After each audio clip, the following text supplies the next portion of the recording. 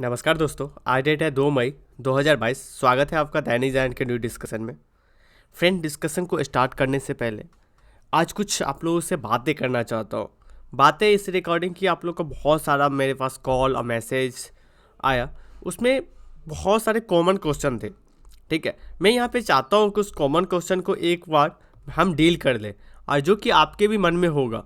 देखिए, अभी जो आपके पास टाइम है वो है मई, राइट।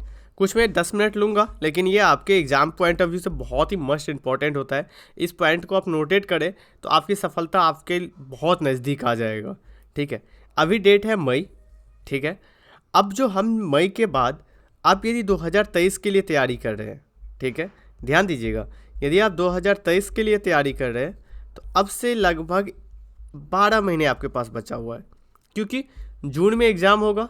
नेक्स्ट ईयर भी जून में ही एग्ज़ाम होगा, इस बार भी 5 तारीख को जून में एग्ज़ाम है। हाँ, मैं एक चीज़ बता दूं, जो 2022 के लिए तैयारी कर रहे हैं उनके लिए मैं बता दूं कि आप न्यूज़पेपर को वीडियो यदि देख भी रहे हैं तो आप यहाँ से चले जाए, क्योंकि अब आपके पास न्यूज़पेपर डेली का न्यूज़पेपर करने की ज़रूरत नहीं है। ठीक है, क्यों नहीं करने की ज़रूरत है? क्योंकि जो पेपर बनना होगा, जो पेपर सेट होना होगा, वो हो गया होगा। ठीक है, तो आपके पास जो ऑप्शन है करंट अफेयर के लिए, आप एक PT 365 उठा लीजिए। ठीक है, करंट अफेयर यहाँ से करिए। उसके बाद जो आपका बेसिक रिसोर्स है, उस बेसिक रिसोर्स को आप रिवीजन करें। आप कोई नया रिसोर्स नहीं पढ़े। ठीक है, ये हो गया 2022 के लिए स्टूडेंट के लिए।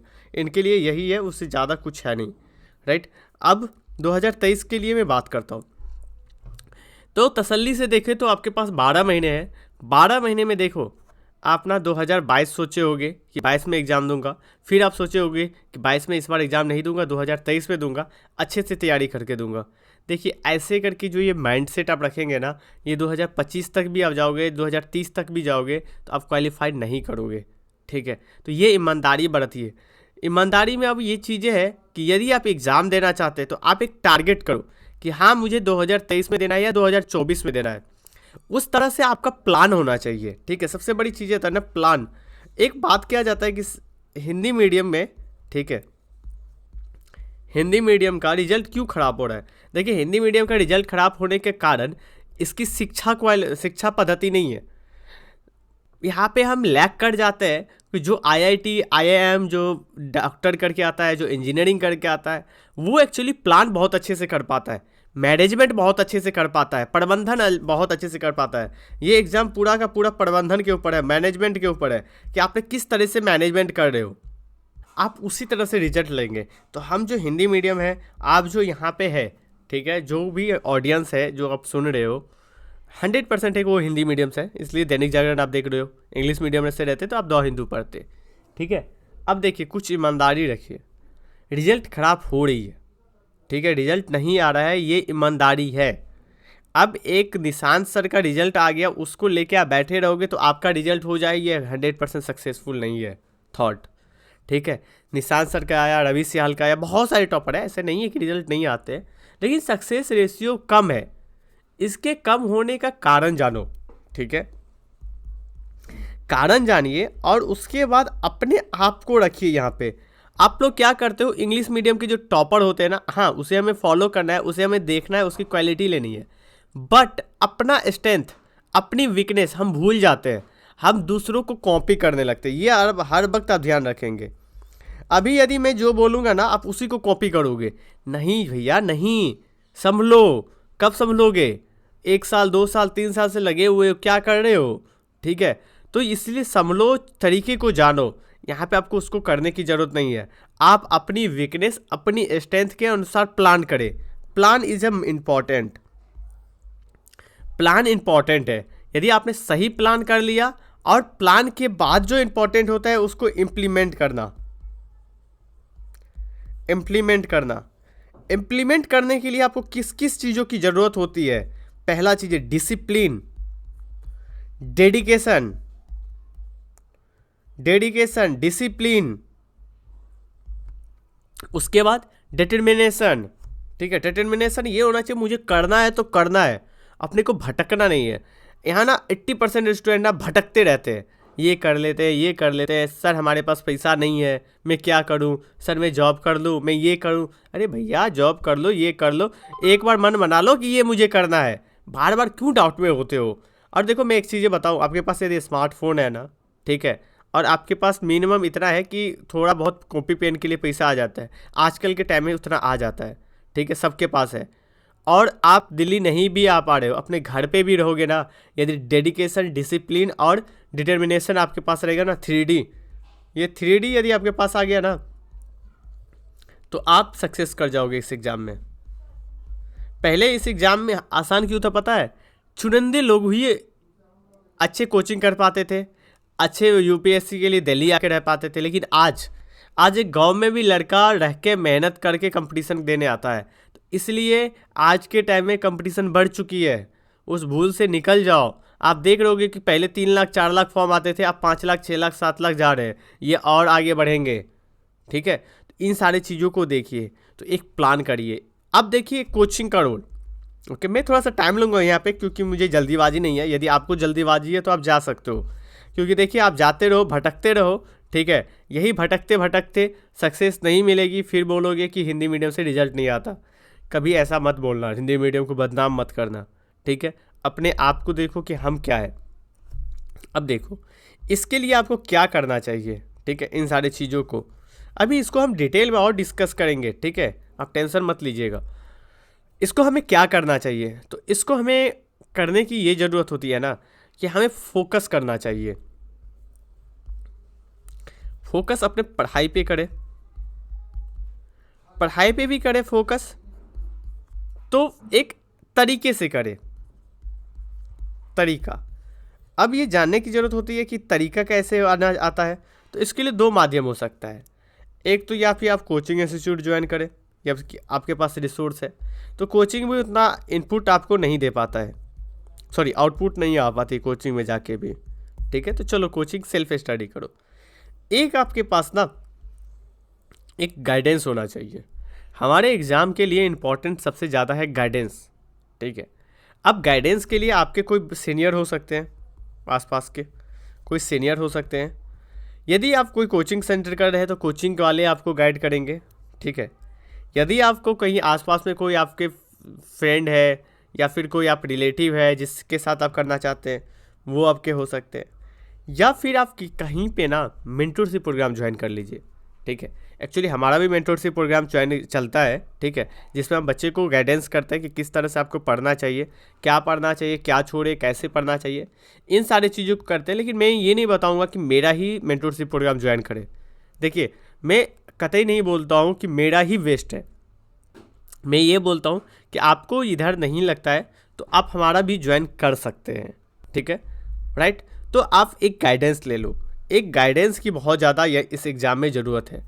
यह गाइडेंस आपके पास है तो ठीक है, क्योंकि ना इसकी अहमियत ना आपको बाद में पता चलेगा, क्योंकि वो जो व्यक्ति होगा ना जो गाइडेंस आपको देगा, वो कहीं ना कहीं उस जर्नी में 2 साल या 3 साल बिताया होगा, 2 साल या 3 साल बिताया होगा।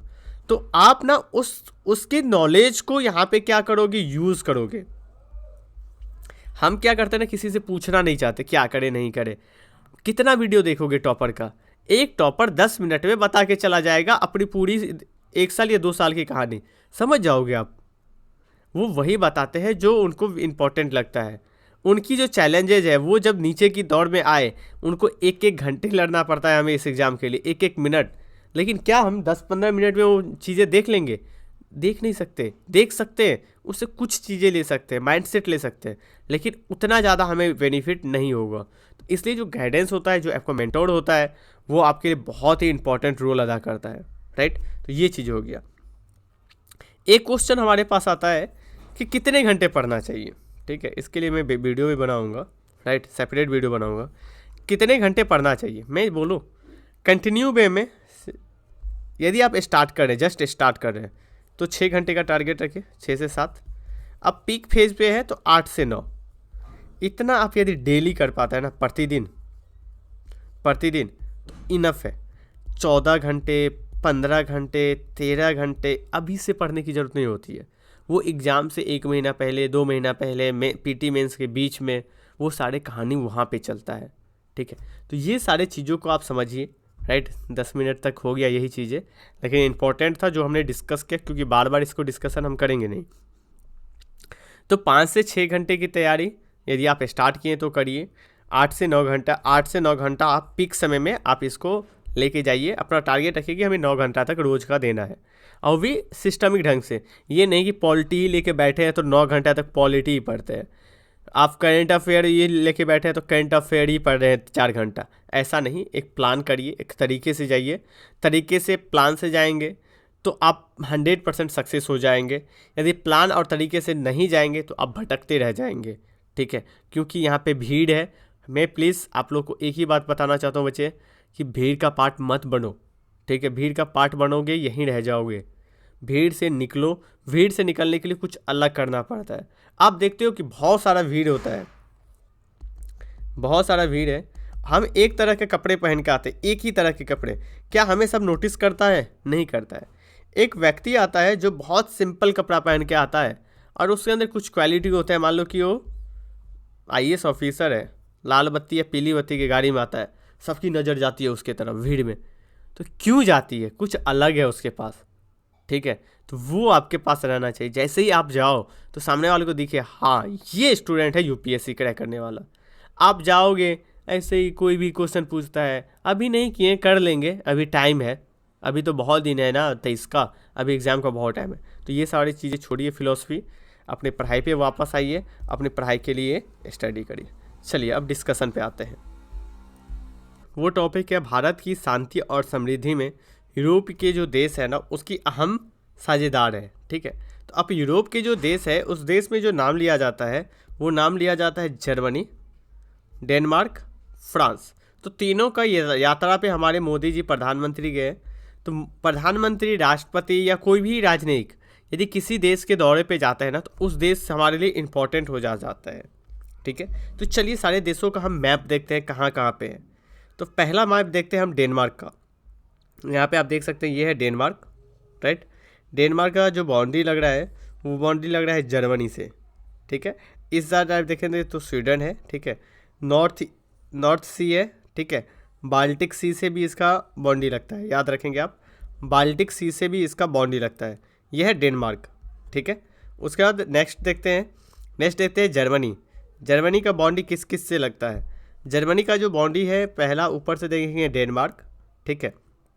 नीदरलैंड के बाद देखेंगे बेल्जियम के बाद देखेंगे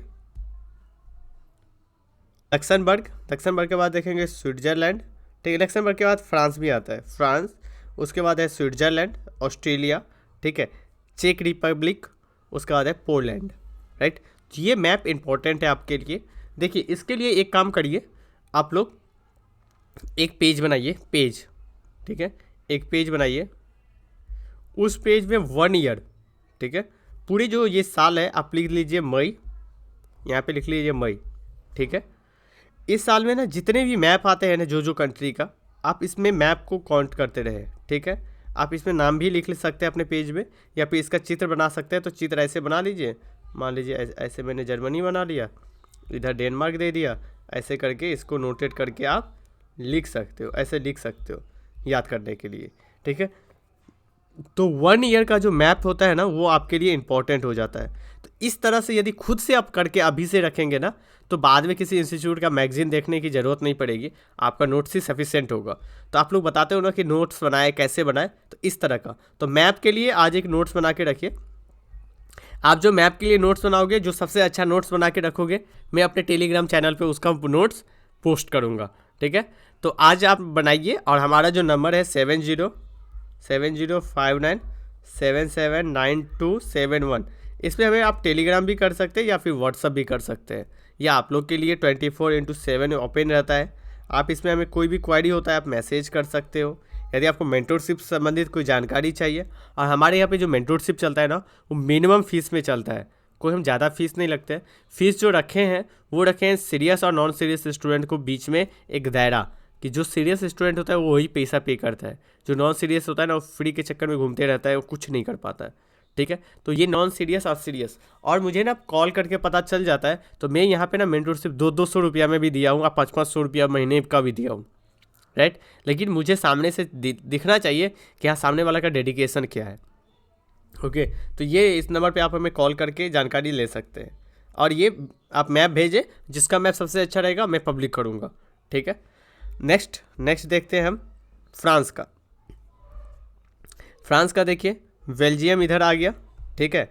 बेल्जियम के बाद लक्समबर्ग के बाद स्विट्जरलैंड के बाद इधर आ गया इटली के बाद स्पेन, ठीक है।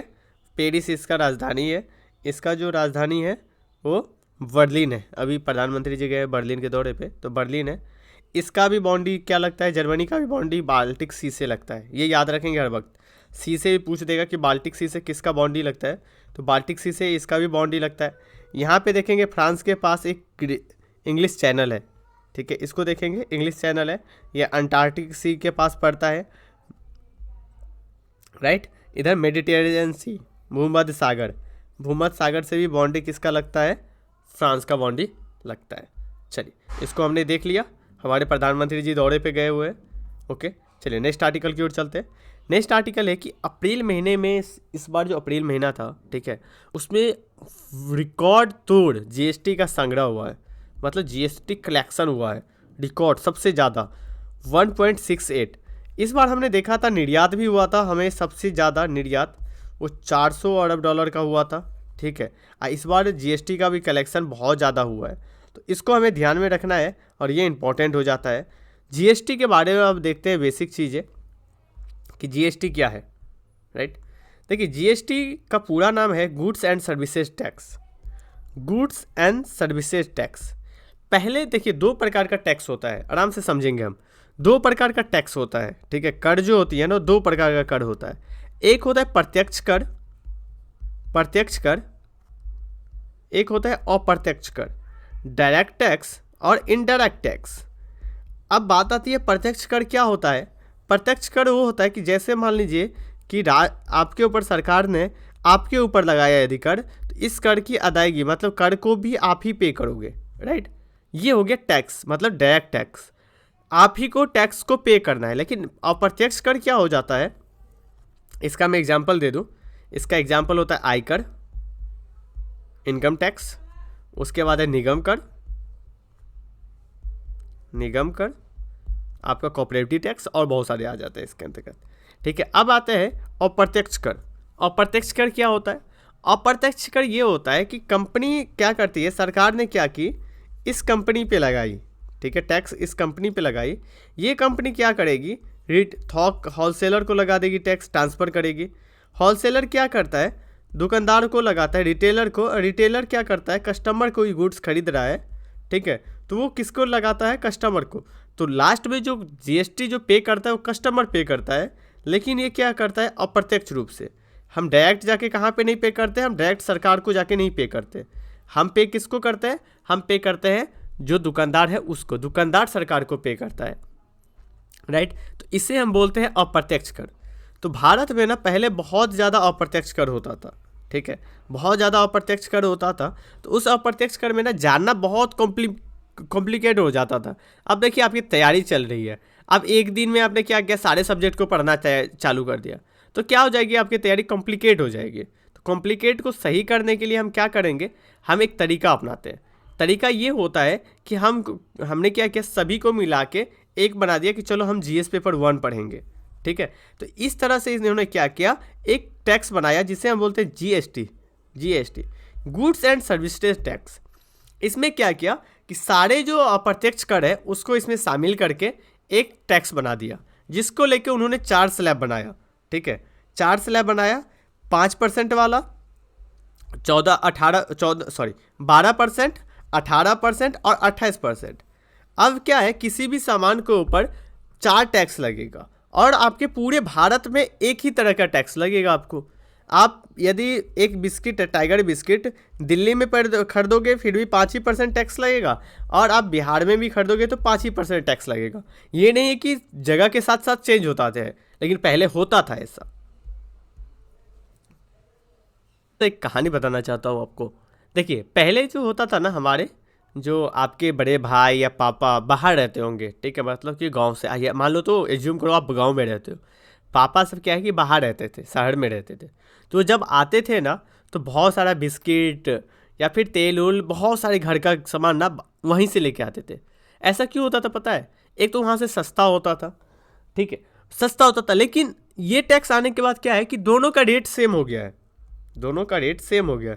तो अब कोई भी ना बाहर से सामान लेके नहीं आता है, वो गांव में आता है, और गांव में इतना ज़्यादा अब इंफ्रास्ट्रक्चर डेवलप हो गया है कि वो चीज़ें गांव में ही मिल जाती है। तो ये सब क्या है, ये है टैक्स, जीएसटी। अब अभी जो है कि जीएसटी सबसे ज़्यादा, ये कब लागू किया गया ये भी जान लीजिए, 1 जुलाई 2017 को लागू किया गया। ठीक है, 1 जुलाई 2017 को इसको लागू किया गया।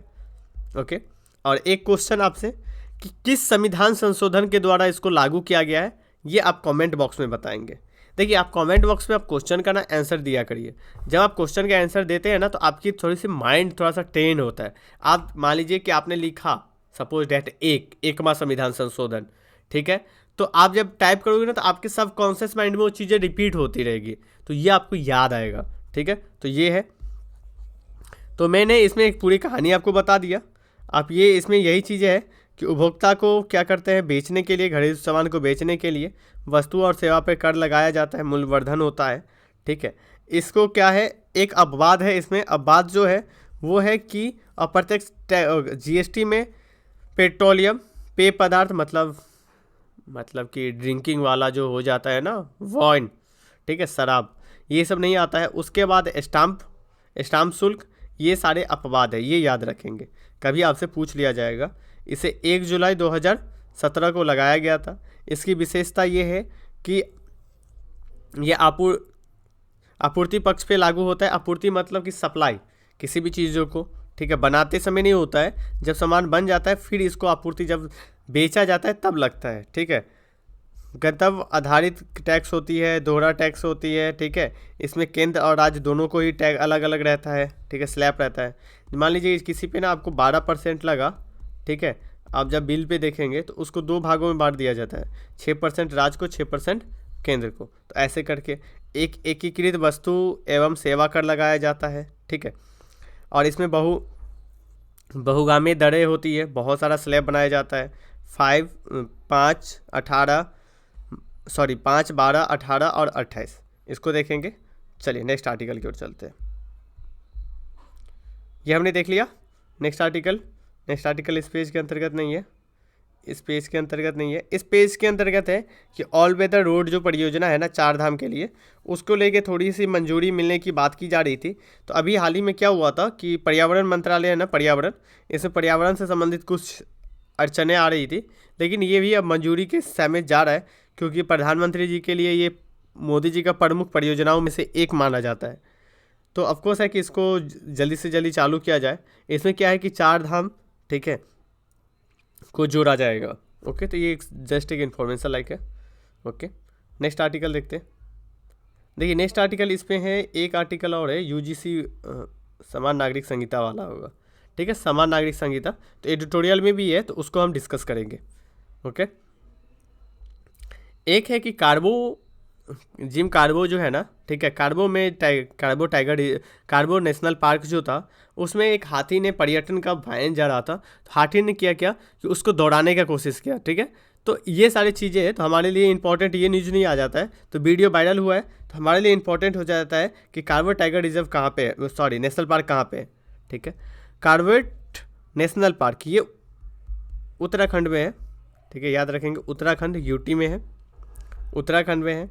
यह जो कार्बेट टाइगर नेशनल पार्क है ना, ये भारत का पहला नेशनल पार्क है, जिसकी स्थापना 1936 में हुआ था। राइट, पहले जो इसका नाम था वो हैली नेशनल पार्क था, बाद में उसको 57 में, ठीक है, 1957 में इसका नाम बदल कर कार्बेट नेशनल पार्क रख दिया गया। कार्बेट जो थे एक महान प्रकृति और संरक्षणवादी थे, जिनके जिम कार्बेट के नाम पे रखा गया था, जिम कार्बेट।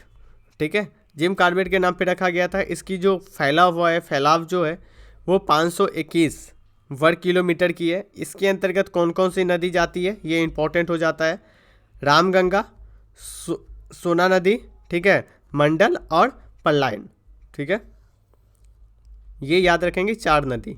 ठीक है, कौन कौन सा, रामगंगा, सोना नदी, ठीक है, मंडल और पल्लायन, ये इंपॉर्टेंट है। ओके, चलिए अब इसके अंतर्गत ये अब यही चीज़ें इंपॉर्टेंट है, इसको भी याद रखें। एक पेज बनाए जिसमें जितने भी national park, world life sanctuary या फिर कुछ भी आता है, तो देखिए आप ना इस तरह के चीज़ों को करते रहेंगे ना, जैसे कोई नेशनल पार्क न्यूज में आया, किसी दिन स्पीसीज न्यूज में आया, तो इसको यदि आप अच्छे से तरीके से करते रहेंगे ना, तो आपके लिए मस्ट इंपॉर्टेंट हो जाता है। ओके, चलिए नेक्स्ट आर्टिकल की ओर चलते हैं।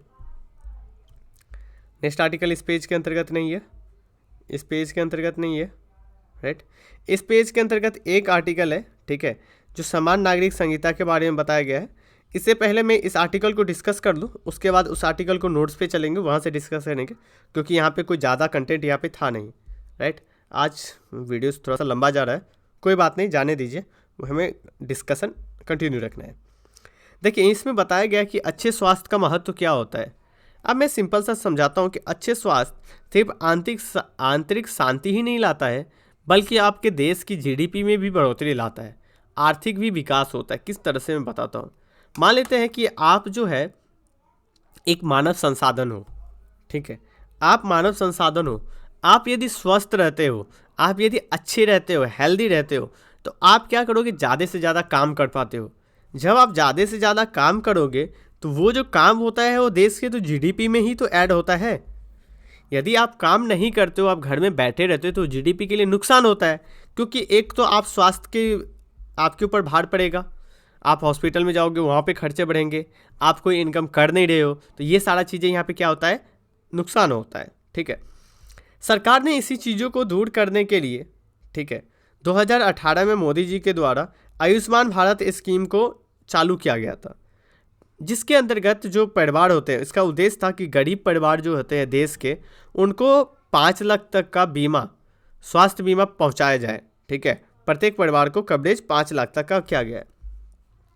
परंतु ये करना ही इनफ है क्या, तो इसका आंसर आता है नहीं। राइटर बोलते हैं नहीं। देखिए विश्व जो स्वास्थ्य संगठन है WHO, उसके अनुसार एक डॉक्टर के ऊपर 1000% होना चाहिए, लेकिन भारत में क्या है पता है, एक डॉक्टर के ऊपर 14,500 मरीज आते हैं, परसेंट आता है 14,500। तो आप देख सकते कितनी ज़्यादा हमारे यहाँ पे अंतर है, राइट। अब एक आर्थिक सर्वे में बताया गया था कि देश की जो हमारी एक बड़ी आबादी है ना, स्वास्थ्य के खर्चों को पूरा करने में सक्षम नहीं है। हमारे देश की बहुत ज़्यादा जो आबादी है वो स्वास्थ्य क्षेत्र में खर्चे नहीं कर पाते हैं। यदि कर भी पाते हैं तो उनकी जो जितनी भी सेविंग होती है ना, जितनी भी प्रॉपर्टी होती है, यदि फैमिली का एक मेंबर हॉस्पिटल पहुंच गया ना, वो सारा ख़त्म हो जाता है वहीं का वहीं, ठीक है, राइट। उसके बाद बात किया जाता है कि केंद्र और राज्य स्वास्थ्य पर अभी जो हमारे यहाँ पे जो खर्च है, अब खर्च का सॉरी कि केंद्र और राज्य स्वास्थ्य पे जो संयुक्त मोर्चा देश है, जीडीपी है, जीडीपी का मात्र 1.29% है, ठीक है, जो कि ब्रिक्स देशों में सबसे कम आता है। ब्रिक्स देश जो है ना उससे सबसे कम है, जहां अपनी जीडीपी का 5% खर्च करता है। जीडीपी का कितना प्रतिशत खर्च करता है, 5%। जो ब्रिक्स कंट्री है, ना, ब्रिक्स कंट्री में सबसे कम भारत ही 1.29%, वो भी केंद्र और राज्य के खर्च को मिला के, सेंट्रल और स्टेट को खर्च को मिला के इतना आता है। अब वहीं सबसे ज़्यादा ब्रिक्स जो कंट्री है, सबसे ज़्यादा जो खर्च करता है वो चाइना करता है, ठीक है। चाइना आप देखोगे कि चाइना कितना करता है, 1 मिनट ना, दक्षिण अफ्रीका 8.1%, ब्राज़ील कितना करता है 9.1%। ये सारे खर्च है इनके, राइट। लेकिन हमारे यहाँ पे क्या है, हमारे यहाँ पे जो खर्च है वो बहुत कम करता है, ठीक है जी। और चीन जो है वो चीन 5% करता है, राइट। उसके बाद बात किया जाता है कि इसको किस तरह से टैकल किया जाए। तो इसको टैकल करने के लिए एक चीज़ें बात किया जाता है कि प्रौद्योगिकी में आप बढ़ावा दीजिए, ठीक है। नवाचार के बिना ये संभव नहीं हो सकता, ठीक है। तो नवाचार को बढ़ावा देने की ज़रूरत है। नवाचार को बढ़ावा देने के साथ साथ आपको नए नए मेडिकल कॉलेज भी खोलना पड़ेगा, और ये जो डॉक्टर का जो गैप है ना उसको भी फुलफिल करना पड़ेगा, ठीक है। तो नए नए मेडिकल कॉलेज को खरीदना, उसके बाद निजी क्षेत्र में भागीदारी के इसको बढ़ावा देना, ठीक है। निजी क्षेत्र के जो है ना, आप निजी क्षेत्र को भी जोड़ के चले, राइट। तो निजी क्षेत्र को भी साथ में लेके चलेंगे। आप देखे होंगे कि कोविड-19 के समय किस तरह से हमारे यहाँ पे जो नीति निर्माण है ना, नीति निर्णय है, वो कैसे गड़बड़ हो गई थी, खासकर जो सेकेंड वेव आया था, ठीक है, जो किल्लत हो गई। तो ये सारे चीज़ें हैं, इसको आपको टैकल करने की ज़रूरत है, राइट। अब बात किया जाता है समान नागरिक संहिता क्या होता है। चलिए इसको ब्रीफ में जानते हैं। ब्रीफ में क्यों जानते हैं, हमने ऐसा इसलिए बोला, अभी मैं G20 पे आऊँगा, ठीक है। ब्रीफ में क्यों जानते हैं, ये इसलिए जानते हैं क्योंकि मार्च की जो मैगजीन है ना, विजन है इसके मार्च का, उसमें समान नागरिक संहिता के बारे में डिटेल में दिया हुआ है, तो हम वहाँ से कंप्लीट करेंगे, ठीक है। लेकिन अभी थोड़ा सा आप जान लो समान नागरिक संहिता क्या होता है। मैं सीधा सीधा बताता हूँ। समान नागरिक संहिता मतलब होता है कि एक समान का कानून होना चाहिए, ठीक है, कि हो किसी भी जाति के हो, किसी भी समुदाय के हो, सभी के लिए एक समान का क्या होना चाहिए, कानून होना चाहिए, ठीक है। हमारे यहाँ पे क्या है स्टेटस, हमारे यहाँ पे अलग अलग है। कैसे अलग है, तो आप देखेंगे कि हिंदू, बौद्ध, जैन और सिख के लिए अलग कानून है, जिस कानून को 1956 में पास किया गया था हिंदू अधिकार अधिनियम के तहत, ठीक है। लेकिन वहीं पे मुस्लिम, ईसाई और पारसी के लिए अलग अलग व्यक्तिगत कानून है, व्यक्तिगत कानून माना जाता है, ठीक है। इसको लेके जो पूर्व में इतिहास है, इतिहास को देखें तो ये बातें जो है ना, समान नागरिक संहिता, ये कोई अभी निकल के नहीं आया है। ये हमारे औपनिवेशिक जो भारत था ना, तभी निकल के आया था। जब 1935 में देखेंगे, ब्रिटिश सरकार ने अपनी रिपोर्ट जारी की थी, उसमें कहा गया था कि अपराधों, सबूतों और अनुबंधों के जैसे जो विभिन्न कानून हैं, उसमें संहिताबद्ध तरीके से करण करके एक रूपता लाने की आवश्यकता है। एक रूपता पे बल दिया गया। हालांकि रिपोर्ट में हिंदू और मुस्लिम जो व्यक्तिगत जो कानून है, ठीक है, उसको एक रूपता से बाहर रखा। हिंदू और देखिए सिंपल सा चीज़ है, आप देखोगे तो वो लोग तो पहले यही चाहते थे ना, फूट डालो राज करो। वो थोड़ी ना चाहते कि हिंदू मुस्लिम एक तरह से आए, वो चाहते कि थे कि इस तरह से रहे तो कॉम्प्लिकेट हो। उसके बाद है 1941 में इसको लेके हिंदू कानून को संहिताबद्ध करने के लेके BN रॉय समिति बनी थी। ये याद रखेंगे। आपसे पूछा जाए कि BN रॉय समिति किससे संबंधित है, तो समान नागरिक संहिता से संबंधित है, राइट। BN रॉय समिति बनी थी। बाद में 1956 में हमने बताया आपको कानून बना, ठीक है। उसके बाद इसमें कहा जाता है कि एक समान नागरिक संहिता को लेके विभिन्न बार, बहुत सारे टाइम न्यायालय जो है ना, ये भी बार बार बताता है कि सरकार को एक तरह का समान नागरिक संहिता को दिशा में प्रयास करना चाहिए। इसको लेके दो फेमस केस है। एक है साहवानो बनाम, ठीक है, मामला जो है 1985 का है, और सरला विंदा जो वाद है ना, सरला, ये 1995 का है, ठीक है, 95 का। ये दो इम्पॉर्टेंट केस है जो आपको याद रखना है, राइट। तो यही चीज़ें था जो हमें थोड़ी सी जानकारी चाहिए। उसके बाद इसको डिटेल में मैंने बहुत बार भी इसको डिस्कस किया है। ऐसे जो हमारा मैगजीन आएगा अभी पब्लिक नहीं हुआ है, जिस दिन पब्लिक होगा उसके नेक्स्ट दिन बाद ही हमारा करंट अफेयर चालू हो जाएगा मैगजीन वाला, और अब ये जो मैगजीन चालू होगा वो कंटिन्यू रहेगा, ओके। तो ये चीज़ें, चलिए नेक्स्ट आर्टिकल की ओर चलते हैं। नेक्स्ट आर्टिकल इस पेज के अंतर्गत नहीं है, एक आर्टिकल है बस आज के लिए इम्पॉर्टेंट। ये है कि G20 सम्मेलन में पुतिन और जो जेलेंस्की है दोनों को न्योता दिया गया है, ठीक है। अभी हाल ही में ना G20 का सम्मेलन होने वाला है। इसको लेके जेलेंस्की और पुतिन, मतलब कि यूक्रेन के राष्ट्रपति और रूस के राष्ट्रपति, दोनों को ही न्योता दिया गया है कि आने के लिए, राइट। अब हम देखते हैं G20 के बारे में कि G20 देश क्या है। देखिए G20 जो कंट्री है, ये यूरोपीय यूनियन के साथ साथ 20 देशों का एक औपचारिक समूह है, ठीक है। ये औपचारिक समूह है। ये विश्व भर में इम्पॉर्टेंट क्यों है, क्योंकि हमारी जो उभरती हुई अर्थव्यवस्था है, अर्थव्यवस्था वाले देशों को एक साथ लेके आती है, जिसका आप देख सकते हो कि विश्व व्यापार में 75%, विश्व निवेश में 85%, GDP जो है विश्व के जो GDP में 85% इसी का रोल है, और 2/3 जनसंख्या का प्रतिनिधित्व करता है। तो आप समझ सकते हैं कितना इम्पॉर्टेंट हो सकता है ये चीज़ें, ठीक है। इसके बाद है कि इसकी उत्पत्ति, तो G7 का जो उत्पत्ति है वो विकासित और विकसित देश जो है उसमें 1999 के वित्त मंत्री और केंद्र मंत्री, ठीक है, के गवर्नर के जो बैठक हुआ था ना, उससे ये निकल के आया था, ठीक है।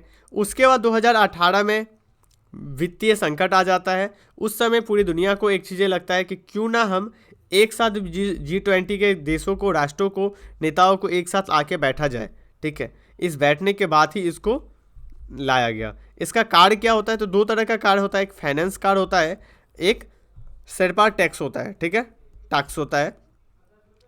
शेरपा टैक्स क्या होता है, ये राजनीति से जुड़े मुद्दे होते हैं, भ्रष्टाचार, विकास, उसके बाद ऊर्जा, व्यापार मुद्दे, ये सारी चीज़ें इस पर केंद्रित किया जाता है। G20 का जो देश है, कौन कौन से सदस्य देश है, अर्जेंटीना, ऑस्ट्रेलिया, ब्राज़ील, कनाडा, चीन, यूरोपीय union, France, Germany, Bharat, Indonesia, Italy, Japan, Mexico, उसके बाद रूस के बाद सऊदी अरब, दक्षिण अफ्रीका, दक्षिण कोरिया, तुर्की, यूनाइटेड किंगडम, संयुक्त राष्ट्र अमेरिका, मतलब अमेरिका, ठीक है, USA। स्पेन जो है एक अस्थायी सदस्य है, इसको आमंत्रित किया जाता है, तो ये एक अस्थायी सदस्य आ जाते हैं। तो ये हमने G20 के बारे में देख लिया। चलिए नेक्स्ट आर्टिकल की ओर चलते हैं। नेक्स्ट आर्टिकल इस पेज के अंतर्गत नहीं आता है, इस पेज के अंतर्गत भी नहीं आता है। तो आज के लिए जो इम्पोर्टेंट आर्टिकल था वो इम्पोर्टेंट आर्टिकल ये आपने देख लिया। यदि आप चैनल पे नया है तो चैनल को सब्सक्राइब करें और प्लीज़ अपने दोस्तों के साथ शेयर करें, और जो खासकर जो हिंदी मीडियम से हैं उनको शेयर करें, क्योंकि हमारा जो डेडिकेशन होता है ज़्यादातर हम हिंदी मीडियम पे फोकस करते हैं, ठीक है। तो आज के लिए इतना ही। Thank you so much.